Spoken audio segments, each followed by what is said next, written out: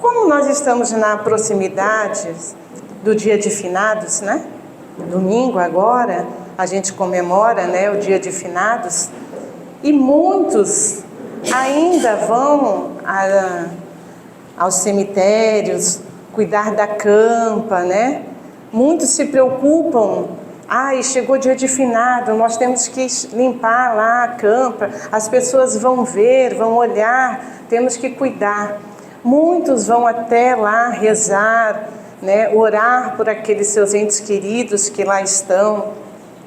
E existe todo um comércio, né? Em cima disso, das flores, né? Das pessoas que choram. Existe todo um olhar em cima disso, em cima dessa situação que acontece. E eu, ouvindo algumas pessoas comentarem, né, que já estão se preparando, até os vendedores de rosas também já estão se preparando para ir lá na frente vender e essas coisas todas, eu fiquei pensando, poderíamos, né, falar um pouco a respeito da morte, à luz da doutrina espírita, por que não? Não é verdade? E também refletindo essa semana, por incrível que pareça, aí eu estava vendo uma mensagem, e é uma mensagem em que a mãe encontra a criança pequena que chega da escola, e a mãe diz à criança, meu amor, Deus levou o papai, papai foi para o céu, papai está com o papai do céu. E a criança pequena, sem entender muito, o que ela compreendeu é que a partir de ali ela não estava mais com o pai dela. E uns 2 dias depois, a criança chorosa, e aí ela falou, meu filho, venha cá, vamos orar. E ele disse, não, eu não gosto do papai do céu, eu não gosto de Deus, ele levou o meu pai. Então a gente vai vendo assim que sem querer nós vamos colocando sempre essa coisa pesada na morte e até delegando a Deus a responsabilidade das nossas partidas para o retorno ao mundo espiritual e trazendo essa questão da tristeza e até a questão do que vai acontecer. Eu irei para o céu ou eu irei para o inferno, né? Porque é isso que nós, muitas das vezes, reproduzimos até sem perceber, porque é meio que automático, né? E aí, então, chegou a hora da gente começar a mudar esse olhar, né? O da questão da morte. O medo, e eu queria já falar dele, porque assim, o medo é um fator interessante. É importante sim que a gente tenha o medo da morte, mas não o medo que paralisa, não o medo que aterroriza, mas o medo que respeita, porque ele também está na lei de conservação nossa. Se nós não tivéssemos o medo em relação a isso, nós muitas das vezes iríamos desfazer das nossas vidas muito rápido. Então, o medo como lei de conservação é muito válido, porque ele nos freia para que a gente então não cometa os equívocos que nos leve ao medo. Teve uma reportagem há muito tempo atrás de uma criança que ela não sentia dor. Eu não sei o nome da doença. Ela não sentia dor. A criança não sentia dor e era uma criança pequena, vivia roxa e cheia de cortes, porque ela não sentia dor. Então ela brincava e se batia, mas como ela não tinha dor, não tinha um limite, né? Então o medo nessa questão também faz o seu papel muito importante, mas não pode ser o medo que paralisa, né? O medo que assombra é diferente. Então vamos começando. Jesus, nosso mestre amado, conosco aqui esteve e nos deixou grandes mensagens, nos deixou grandes roteiros e grandes caminhos a seguir. Tanto é que se intitulou Eu sou o caminho, a verdade e a vida. Ninguém vai ao Pai senão por mim. Toda a sua mensagem era voltada para o espírito dos homens que estavam com ele naquela época. Mas para o espírito dos homens, que aqui estamos também nessa época, porque todos nós somos espíritos, né? Então ele falou lá, alimentando os espíritos. E aqui também reverbera, porque nós também somos os espíritos. Jesus deixou algumas mensagens ou algumas passagens sobre a questão da morte e às vezes a gente não observa. E olhando o Evangelho, eu fui procurar algumas coisas sobre a questão da morte.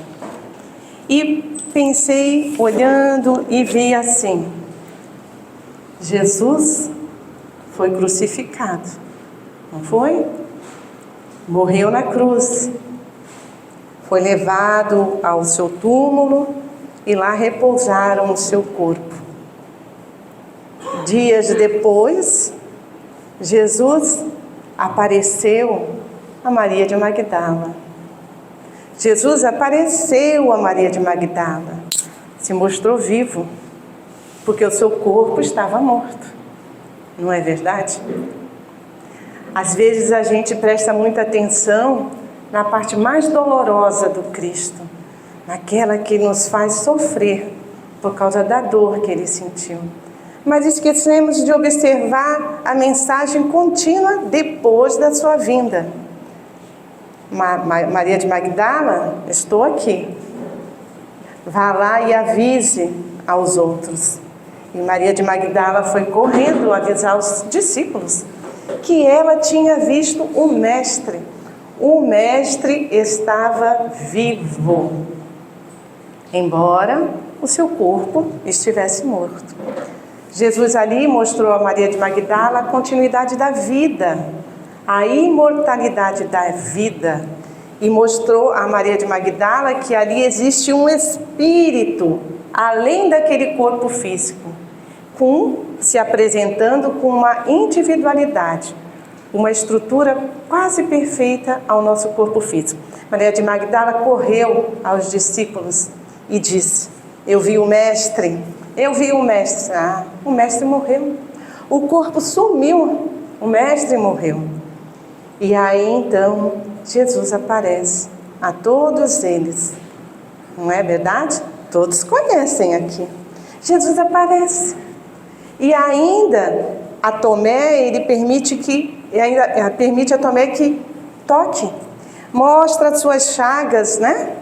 Estou vivo e reproduzindo aqui como eu estava quando eu desencarnei. Jesus, então, se nós observarmos, veio trazer essa mensagem também da imortalidade da alma, sendo ele aquele a quem se mostrou. Não dizendo que eu vi aquela pessoa dos mortos. Ele se mostrou. Está relatado lá nos versos, né?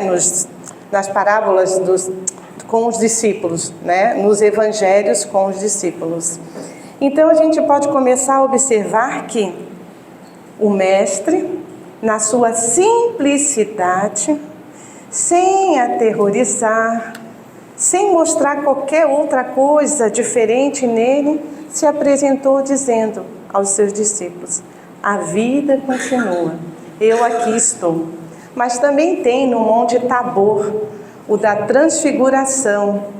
Alguns lembram que ele subiu ao monte com alguns apóstolos, e lá os apóstolos, de tão real que era a presença de Moisés e Elias, que já estavam mortos, mas lá estavam com eles em espírito, se apresentaram e os discípulos disseram: Mestre, temos que fazer mais 2 tendas para poder abrigar esses irmãos? De tão real que era. Então, nos evangelhos, nós podemos encontrar já a mensagem da imortalidade da vida e da sobrevivência do espírito, além da morte do corpo físico. Vamos lá, agora começar. Dona Bárbara colocou antes do tempo. Então, e aí eu vim aqui pensando, os mortos vivem. É essa a mensagem que eu queria dizer, né? A celebração aos mortos teve origem na antiga Gália, que hoje é a França, ali no local da França. Peraí. Bárbara, não está indo.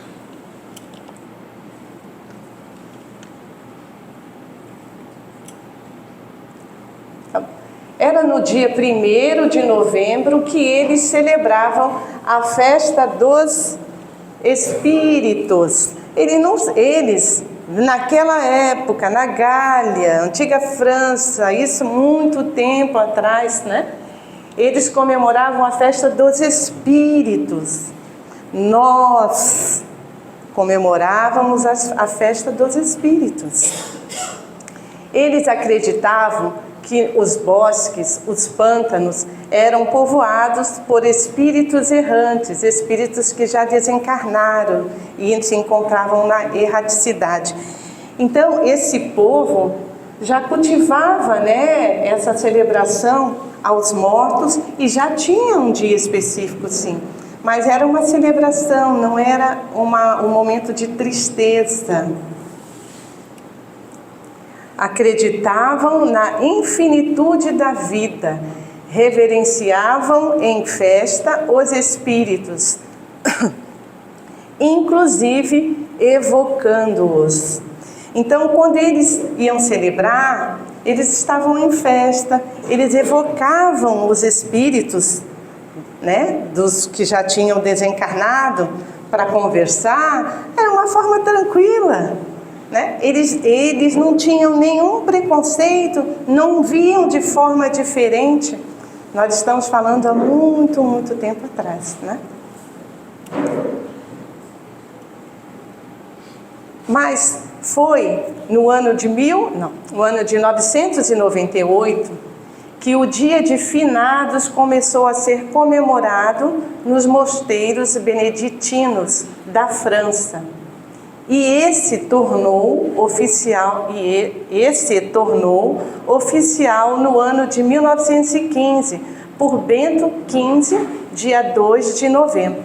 Então, a Igreja Católica instituiu já uma data, 2 de novembro, para a comemoração do dia dos finados, do dia dos mortos.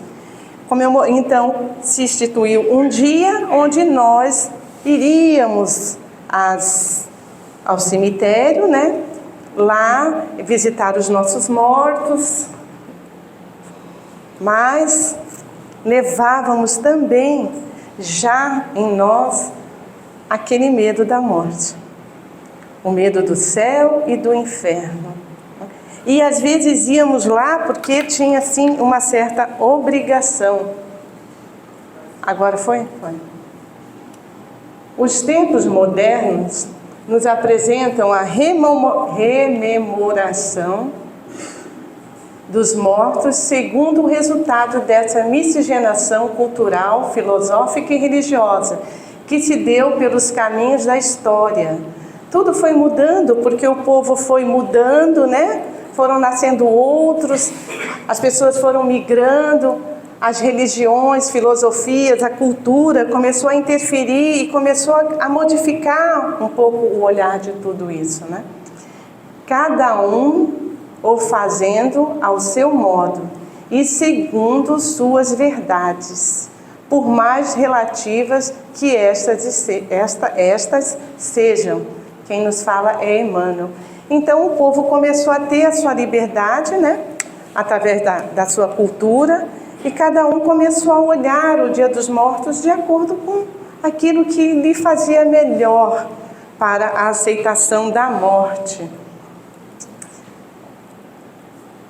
Mas muitos de nós ainda sofremos aqui, com a saudade, com a incerteza, com a tristeza, com a angústia, com a solidão e com a falta de esperança. Porque não é fácil mudar mudar o conceito. Não é fácil. A gente carrega aquilo e não consegue se desfazer daquilo. É difícil. E vamos ver aqui o que Emmanuel fala para a gente. Façamos de 2 de novembro um dia de reverência à vida. Aí Emmanuel já vai começando a chamar a atenção para a gente fazer um dia de reverência à vida. Porque só quem está ali é o corpo. O espírito está vivo. Lembrando carinhosamente os que nos antecederam de retorno à pátria espiritual e também os que estamos juntos, jornadeando pelos caminhos da existência terrena. Aos que partiram, nossa prece, nossa gratidão, nossa saudade, nosso carinho, nosso amor. Então aqui Emmanuel já vai falando assim para a gente. Claro que a gente tem saudade, claro que a gente deseja o carinho, deseja amor àqueles que já se antecederam à nossa vida, né? Mas que a gente não tenha a tristeza que nos prende, que a gente não tenha a desesperança por causa da ida de um ente querido antes de nós. Porque a única certeza que nós temos desde o nosso nascimento é que vamos morrer. Todos nós vamos passar por isso. Né? Então é importante que a gente já comece a desfazer, né, isso que a gente tinha assim tão arraigado em nós, com esse medo, com esse receio, com essa necessidade de ficar indo lá no túmulo chorando. Também quando eu estava vendo, me preparando, eu comecei a ver as cartas consoladoras de Chico. Nossa, são tão lindas. E de mães que não acreditavam, achavam que os seus filhos tinham morrido mesmo e acabado. Chegavam lá no Chico sem esperança nenhuma. Umas chegavam raivosas.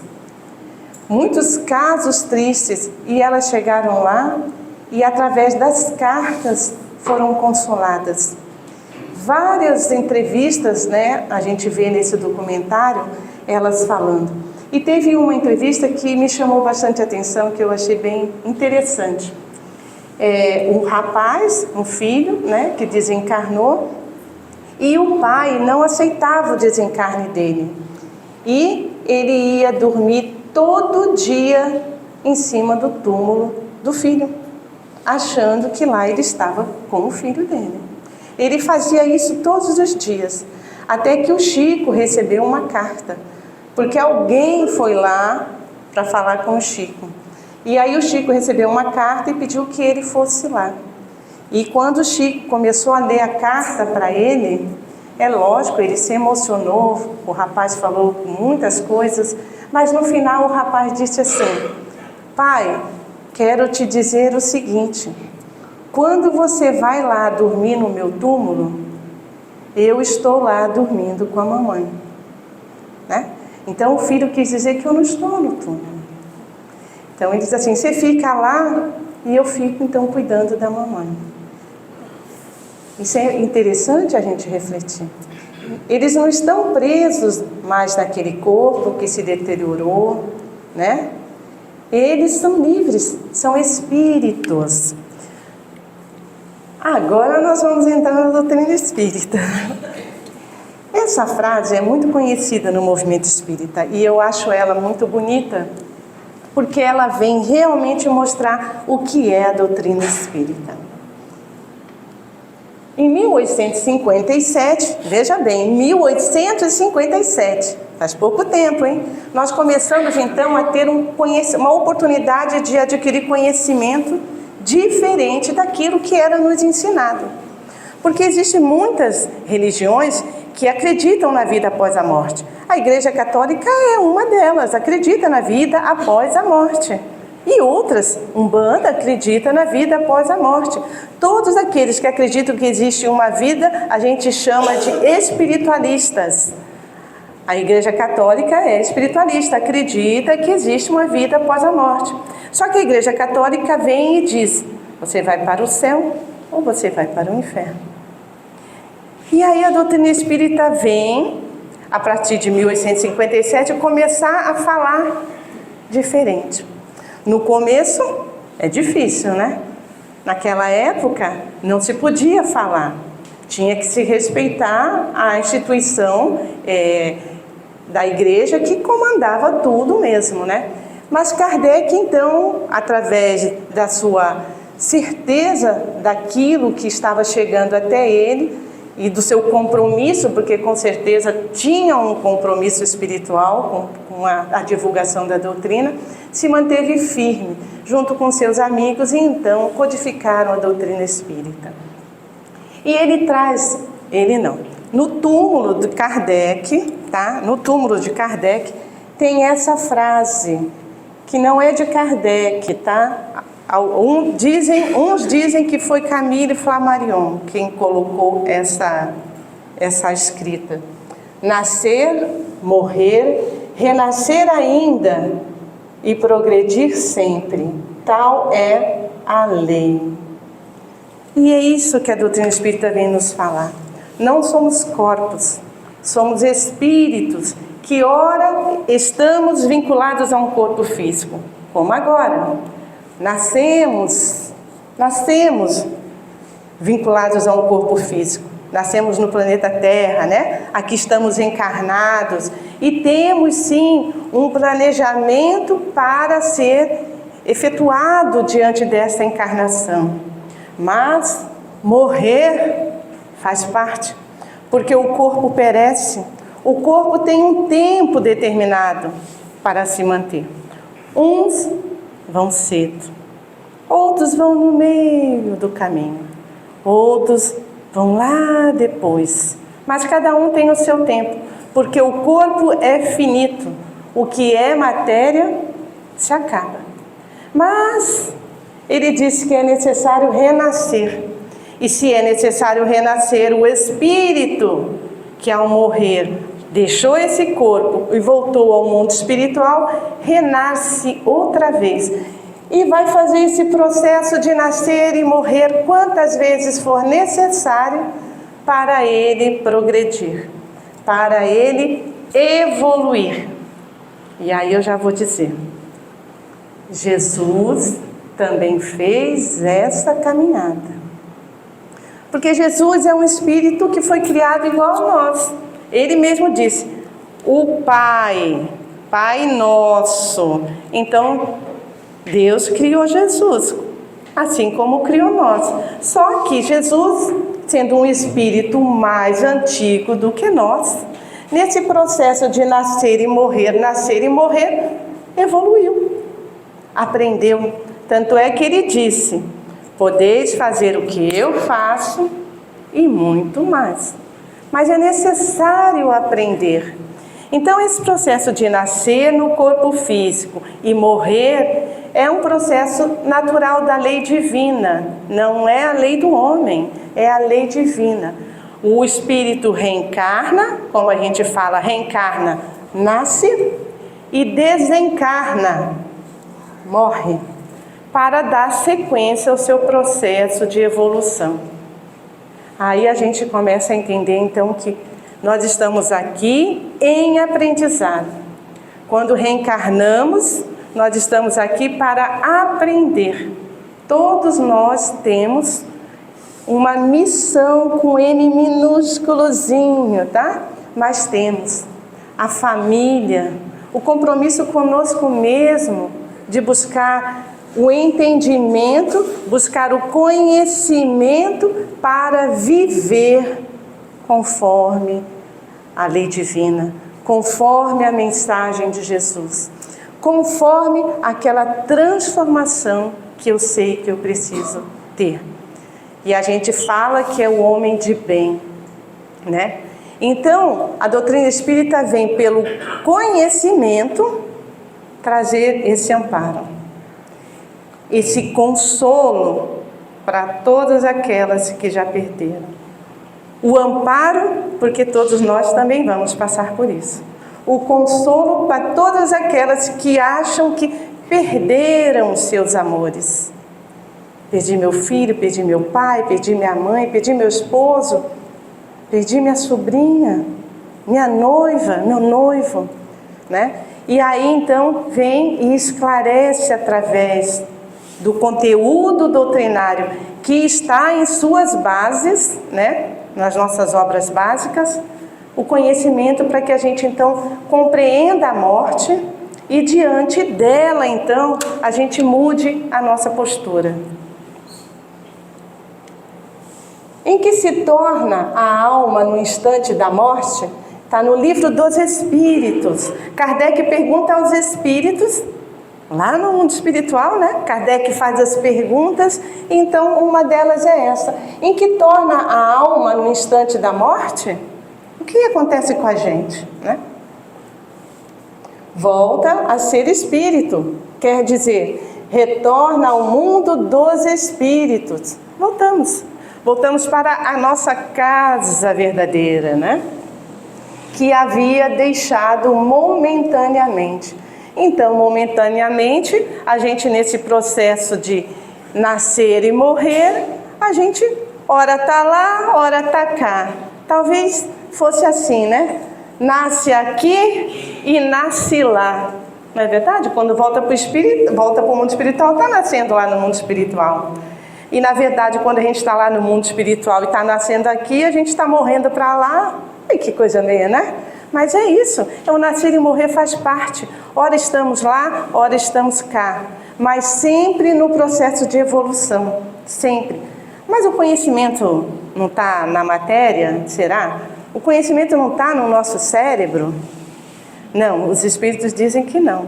O cérebro é um instrumento, assim como o meu braço, a minha perna, o meu corpo, para que o espírito, me manifeste diante da vida corporal. Então o cérebro é só um instrumento. Às vezes o cérebro não está muito bacana, mas o espírito é um espírito inteligente. Só que o cérebro não dá condição dele se manifestar. Mas ele está lá, íntegro. Ele tem conhecimento, mas o cérebro não permite. Então a gente retorna ao mundo espiritual com todo o conhecimento que a gente já tinha, de vidas passadas e dessa vida também. E assim então a gente vai progredindo, intelectual e moral, inteligência e moralidade. Não dá para ser só inteligência, como muitos de nós aqui do planeta Terra estamos vendo. O importante é a questão moral. Aí também tem outra perguntinha, que às vezes as pessoas também têm curiosidade, né? Está no livro dos Espíritos, pergunta 150. Como a alma constata a sua individualidade, uma vez que não tem mais o seu corpo físico, né? Morreu, voltou lá para o mundo espiritual, e aí, como é que faz, né? O corpo está lá, e o que acontece? Como que ela se apresenta? E aí os espíritos nos falam, ela tem ainda um fluido que lhe é próprio, haurido na atmosfera do seu planeta, e que representa a aparência de sua última encarnação, chamado perispírito. Eu não vou entrar em detalhe aqui, mas assim, eu sei que tem algumas pessoas aqui que estão no estudo, né? E aí então eles conseguem já compreender essa questão do fluido que é haurido na atmosfera do seu planeta. Mas enfim, no mundo espiritual, nós nos apresentamos com o perispírito, o nosso perispírito, que é uma cópia do nosso corpo físico. Mas ele é mais sutil, mas ele é mais etéreo, né? Então é lá que a gente se manifesta, é dessa forma que a gente manifesta. Aqui está o corpo, né? E olha, é uma cópia, porque na verdade o corpo é uma cópia do perispírito, né? Porque quando a gente nasce, nós espíritos, pelo nosso perispírito, modelamos o nosso corpo físico. Olha que interessante. E às vezes a gente acha que nada. É tudo só aqui, é a matéria que manda, é a matéria que comanda. Mas não é a matéria. A matéria é instrumento. Quem comanda é o Espírito. Quem tem a vontade é o Espírito, sou eu, o Espírito. O corpo faz, porque eu quero. Ou o corpo não faz, né? A tristeza, a raiva, o ódio é do Espírito, não do corpo físico. Porque às vezes a gente diz, é o meu corpo que está cheio disso. Não, não é o corpo, é o Espírito que ainda é raivoso. Então a gente já aprende a diferenciar. E quando a gente aprende a diferenciar, nós vamos nos instruindo, nós vamos nos esclarecendo e vamos mudando algumas ideias que a gente tinha do passado. E vai ficando tudo mais fácil, um pouco mais fácil. Um pouco mais fácil. E aqui agora, nós vamos falar um pouco da saudade. A gente já viu que quem morre é o corpo, o espírito se desvincula, volta para o mundo espiritual. Ele tem a sua individualidade, porque ele está vivo lá no mundo espiritual, né? Ele não está mais no túmulo. Então vamos lá. As saudades da partida são, de certo, legítimas, e as lágrimas sinceras são sagradas. Quem vai falar isso é Leon Denis, tá? Num livro muito bacana, O Problema do Ser, do Destino e da Dor. Quem puder procurar esse livro na biblioteca e levar para casa para dar uma olhada, ele fala muito sobre isso, o problema do ser, do espírito, né? Então aqui ele vai falar que as lágrimas são sagradas, sim. Ninguém, mesmo na casa espírita, mesmo com o conhecimento que nós temos, vai dizer, não chore, não chore, não chore. Se você precisa chorar por causa da partida de um ente querido, chore, não vai fazer mal. Pode chorar, sim, é sentimento, é sentimento.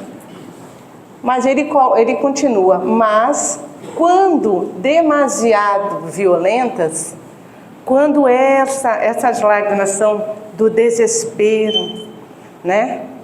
Da tristeza, daquela que paralisa, aquela que faz com que eu não queira nem mais viver, aí elas não são bem-vindas. Por quê? Essas manifestações de pesar entristecem e desanimam aquele a quem se dirigem. Embora os nossos entes queridos estejam no mundo espiritual, eles sentem, percebem o pensamento que a gente emite a eles. Por isso ele diz, lágrimas de considerações são bem-vindas. Agora, a lágrima de desequilíbrio, desequilibra ele. Ele também sente essa tristeza.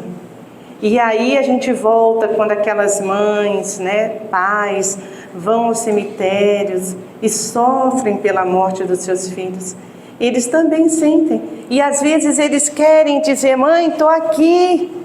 Mas elas não conseguem perceber, porque às vezes nós mesmos, como estamos desesperados, não conseguimos nem ouvir o conselho do outro encarnado que está aqui dizendo, não faz, tenha calma, vai passar, mas você está tão desesperado que você nem escuta o encarnado.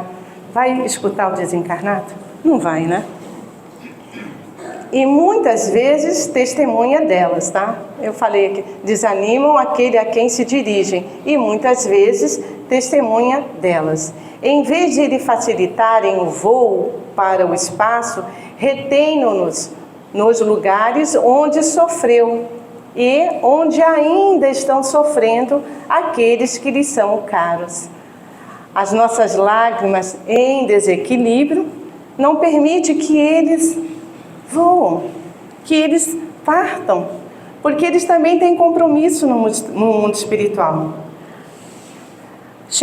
Quando chega o momento do desencarne, e não é culpa nossa, chegou a hora. Quando nós procuramos, aí é diferente. A situação é diferente. Porque quando o processo do desencarne vem sem com que a gente consiga, a gente tente não acontecer e ele aconteça, é porque era a hora, né? E então ele cumpriu, como a gente fala, a tarefa aqui no mundo encarnado, corporal. E aí ele vai embora, e ele vai continuar a vida lá no mundo espiritual. Mas se você chora, o voo dele fica meio que... Porque ele vai, o parente chorou, ele chora junto, ele cai em tristeza, né? E ele precisa isso. E muitas das vezes o sofrimento traz o espírito para ficar dentro de casa conosco. Porque tem algumas pessoas que a gente às vezes conhece, eu conheço, que acha que o esposo ainda está lá na casa, entendeu? E pode ser que esteja, porque ela quer tanto, chama tantos anos viveram juntos, para ele talvez não seja fácil também, entendeu? Então a gente prende esse espírito nas nossas dores e eles não conseguem alçar o voo, eles não conseguem ir para o mundo espiritual, continuar a caminhada. É bem assim, né? Sabe, quando o parente vai viajar, né? Olha, eu vou fazer uma viagem, vou levar 30 dias lá. Vai, deixa ele ir, deixa ele viajar. A gente precisa dessa liberdade para que quando aconteça alguma coisa, a gente não queira ficar ali, é meu, não pode. Mas como aconteceu, né? Está na minha tutela, como Deus manda, chama e não me avisa. A gente precisa experimentar isso, porque eles vão, nós vamos também, né?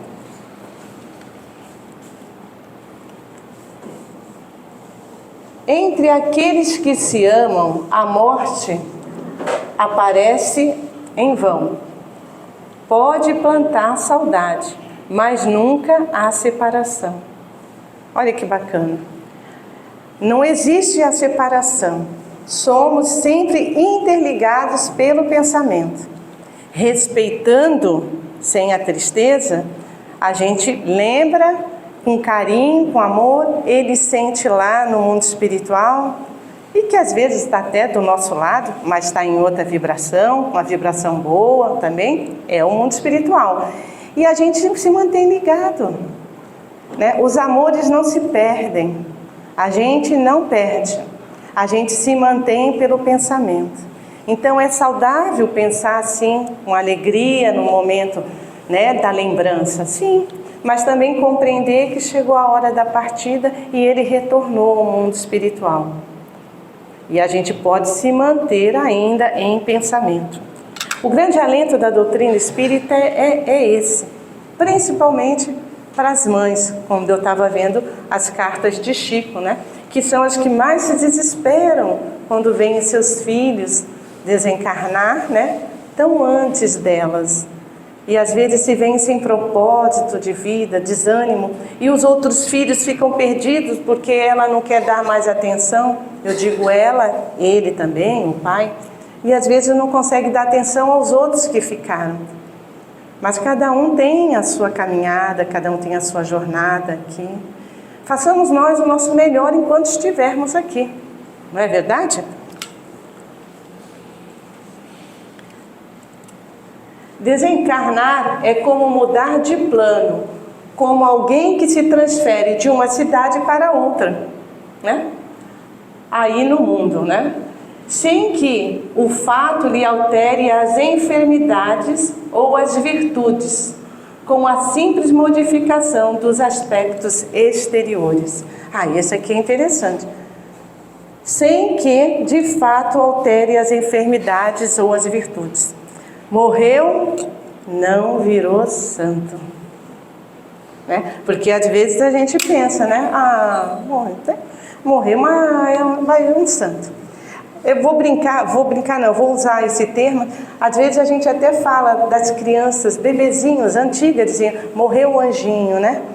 Vai virar o anjinho. Mas aquele anjinho é um espírito, gente, né? não quer dizer que ele vai ser um anjinho. E a gente também, quando morre, não vira santo. Então não adianta dizer assim, minha mãe era boazinha, vou fazer um pedido para minha mãe. Não, porque às vezes a sua mãe também não tem condições de ajudar ainda. E nós levamos as nossas imperfeições para o mundo espiritual. Quem era bom, continua bom. E quem não era bom, continua que não sendo bom. Né? Talvez aí seja o céu e o inferno. Não é verdade?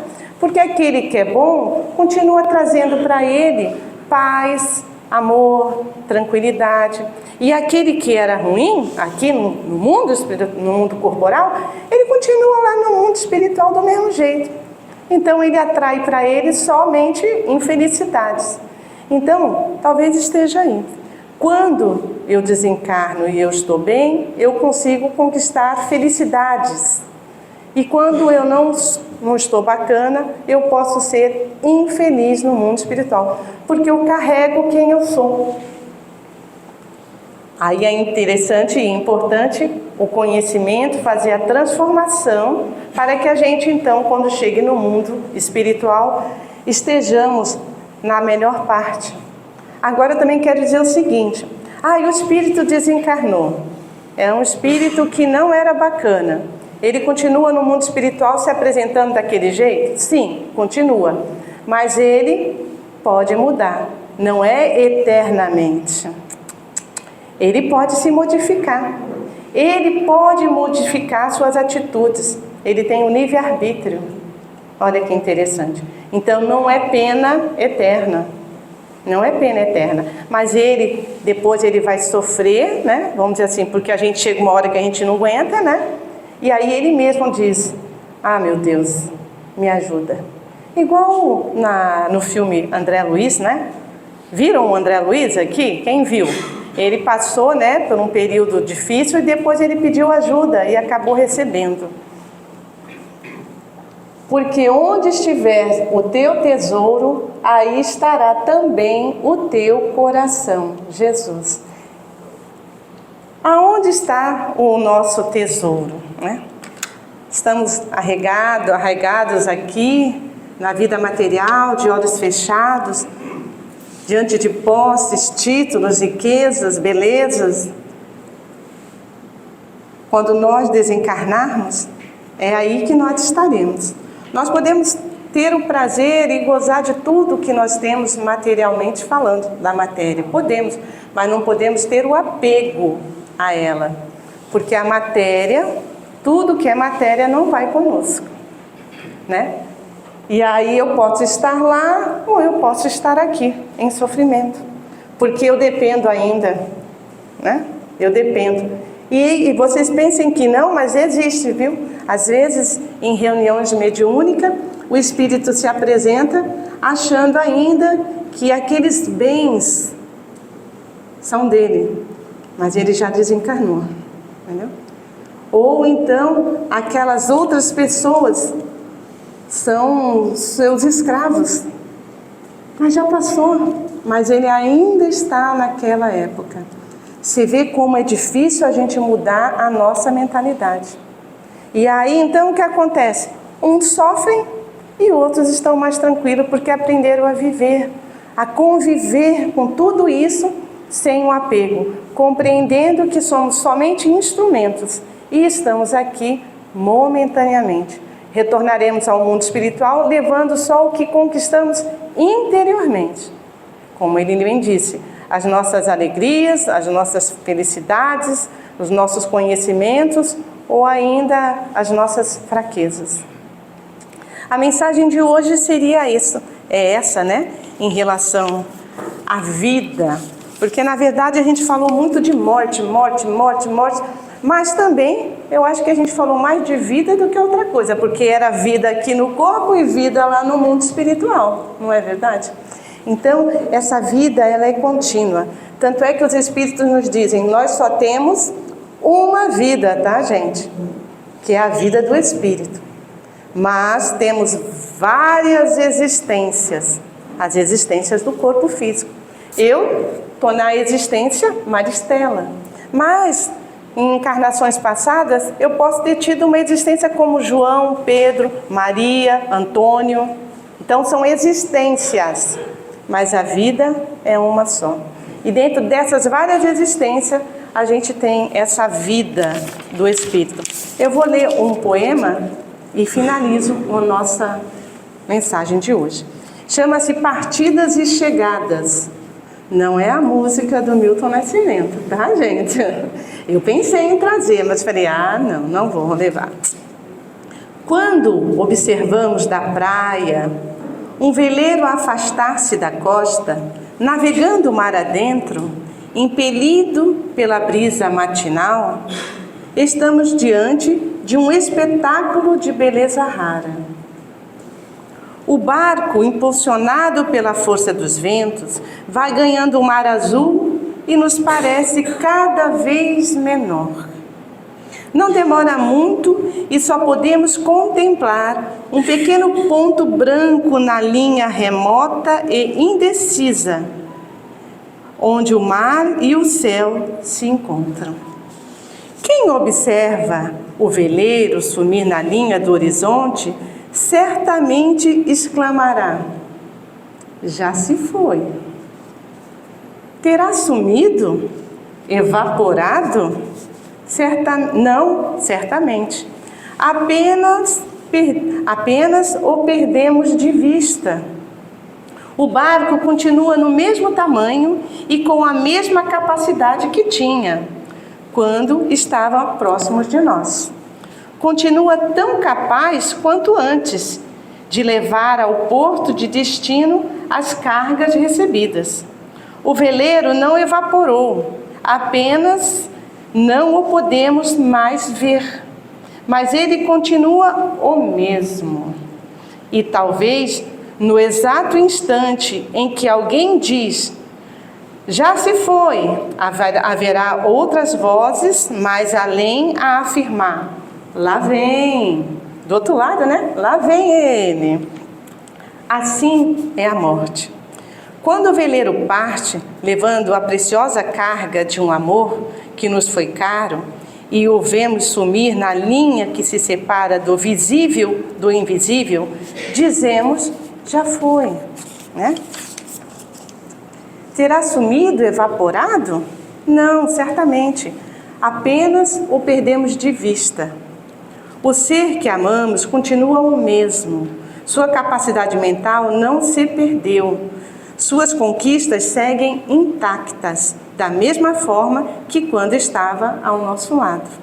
Conserva o mesmo afeto que nutria por nós. Nada se perde, a não ser o corpo físico, de que não mais necessita do outro lado. E é assim que, no mesmo instante em que dizemos: já se foi, no mais além, o outro alguém dirá, feliz: já está chegando, vem, eu te acolho nos meus braços. Chegou ao destino, levando consigo as aquisições feitas durante a viagem terrena. A vida jamais se interrompe nem oferece mudanças espetaculares, pois a natureza não dá saltos. Cada um leva a sua carga de vícios e virtudes, de afetos e desafetos, até que se resolva por desfazer-se do que julgar desnecessário. É o livre-arbítrio. A vida é feita de partidas e chegadas, de idas e vindas. Assim, o que para uns parece ser a partida, para outros é a chegada. Um dia partimos do mundo espiritual na direção do mundo físico. Noutro, partimos daqui para o espiritual, num constante ir e vir, como viajores da imortalidade que somos todos nós. Viajores da imortalidade.